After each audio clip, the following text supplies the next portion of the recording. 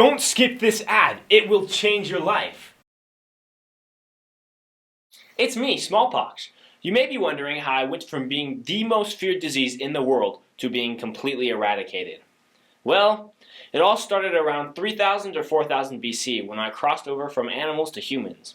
I spread throughout the old world for the next few millennia, but I really made my mark during the Columbian Exchange. When Europeans set sail to explore new worlds, they brought me along without even realizing it. And guess what? Across the Atlantic, I found entire populations who had never met me before. That's when things got interesting. In the old world, my most common form killed about 30% of my victims and disfigured many others. But in the Americas, my impact was even more catastrophic. Indigenous populations had no prior exposure to me before Spanish and Portuguese conquistadors arrived. This made it easier for a few hundred Spaniards to conquer massive empires.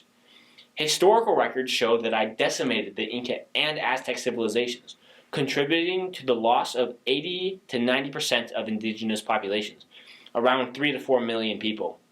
One account described my devastation. A great plague broke out here, striking everywhere in the city and killing a vast number of people. We were covered with agonizing sores from head to foot. The illness was so dreadful that no one could walk or move. The sick were so utterly helpless that they could only lie on their beds like corpses, unable to move their limbs or even their heads. If they did move their bodies, they screamed with pain. For me, this was the peak. Talk about the American dream. With an incubation period of around 10 to 14 days, I could spread fast, before my hosts even knew I was there. During another outbreak from 1775 to 1782, I wiped out about 40% of the native population, leading to power shifts among indigenous people like the Sioux. So what was the result of all this? I didn't just kill, I reshaped societies. By weakening indigenous empires, I paved the way for European colonization. Lands, people, and resources that once belonged to thriving societies were now open for conquest and colonization. But there's another twist. I ultimately inspired one of humanity's greatest defenses, vaccination. Inoculation is the practice of infecting healthy people with mild forms of my virus.